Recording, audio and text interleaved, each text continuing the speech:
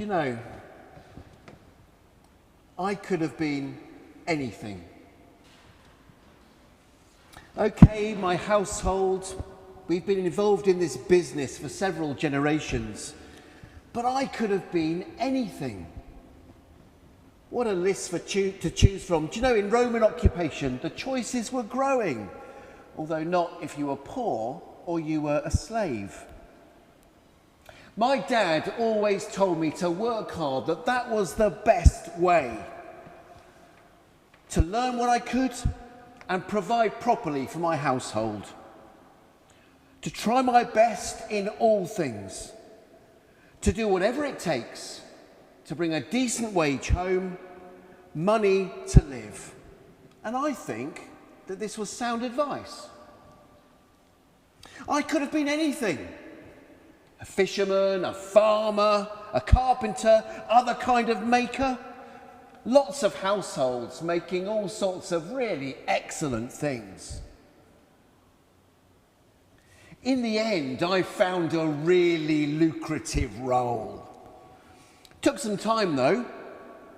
It's funny though, walking here this evening, all look very familiar, surrounded by a big market.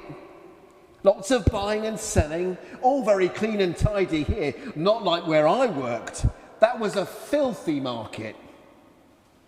I sold not cheese, chocolates, olives and artisan breads, although they were available in the streets nearby. I sold doves and pigeons. Bit of a niche role really, bit smelly, bit noisy. I had a pitch that I had to work really hard for. As in any business arrangement, the pecking order was contested and fought for. Loads of bribery went on, sweat and sometimes fights got me that prime position, just inside the temple. I'd built up a little team as well. I employed 7 people. I gave them all very little in their wages, kept most of it for myself. Well, let's face it, it was my business, my rules. People would arrive and see me after long and sweaty journeys, all hyped up like. For them, this was an important building. They were about to go and do some important God stuff inside. It was great for us. Perfect business model. They had to do it, so there's a constant demand for our goods.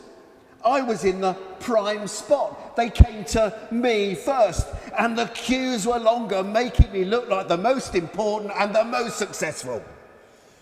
I was raking it in, slowly increasing my prices. Yes, they were extortionate in comparison to what I paid for these pigeons and doves, but business is business.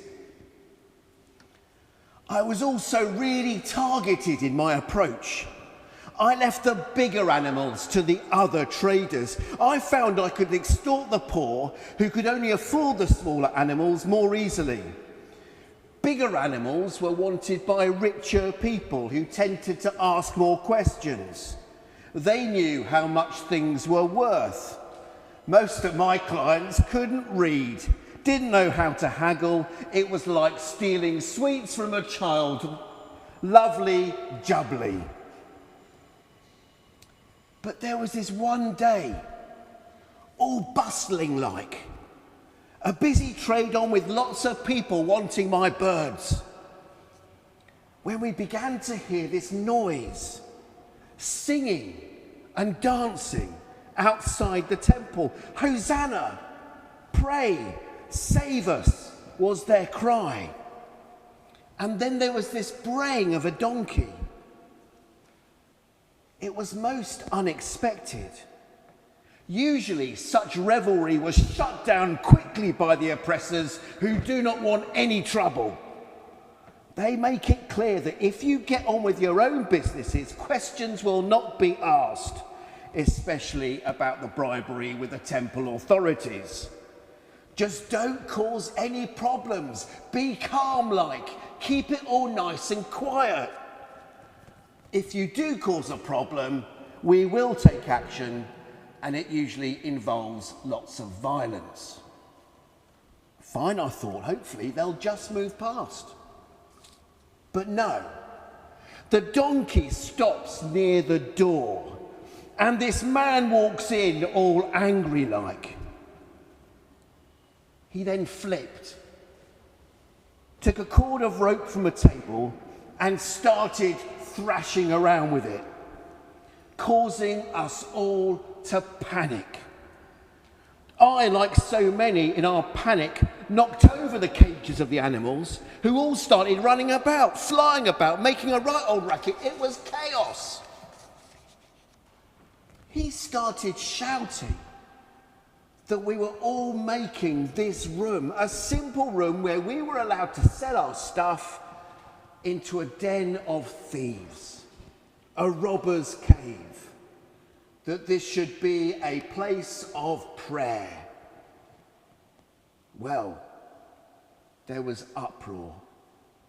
We all started to try and grab this man for this outrage.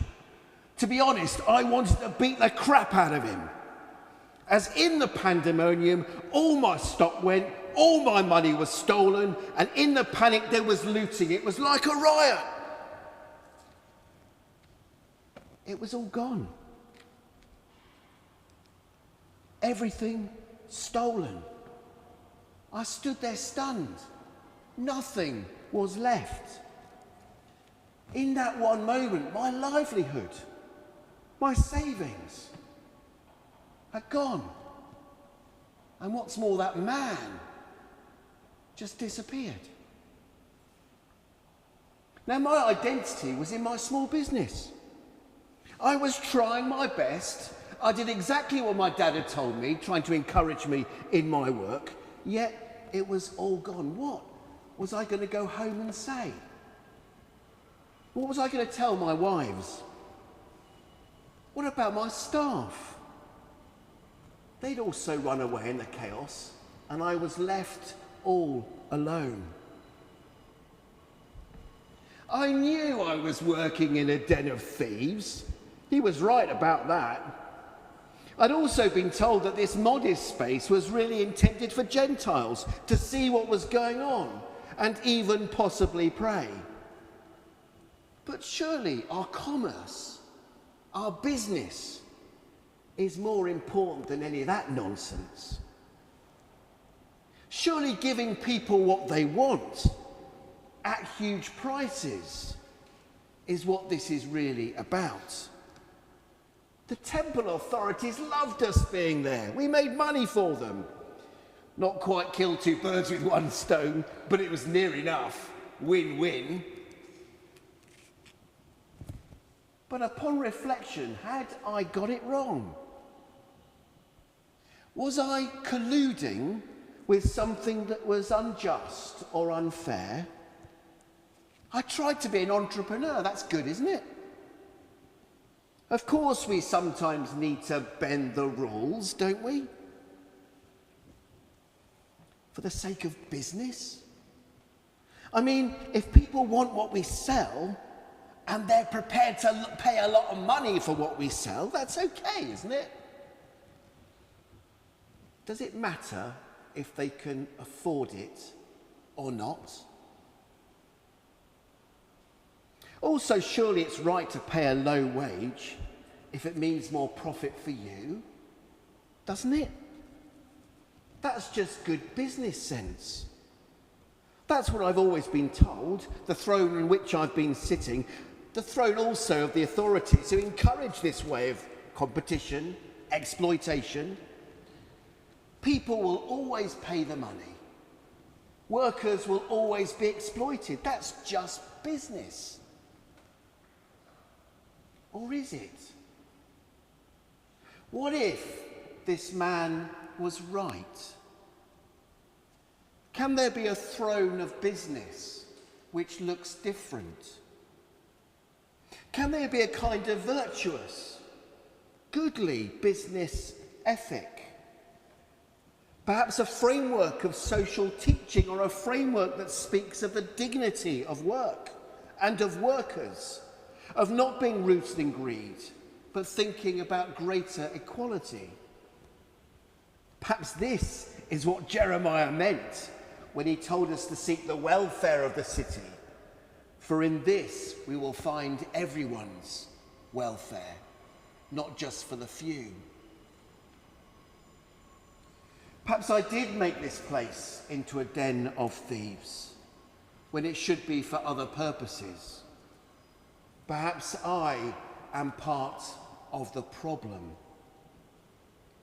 Perhaps I should listen more to the wisdom of the man who caused the riot. I'm interested to see what happens to him. He's surely behaving like that, going to be killed. There's so much anger in this place. But what if he is right? What should I do? Should I change and not collude? What would you do?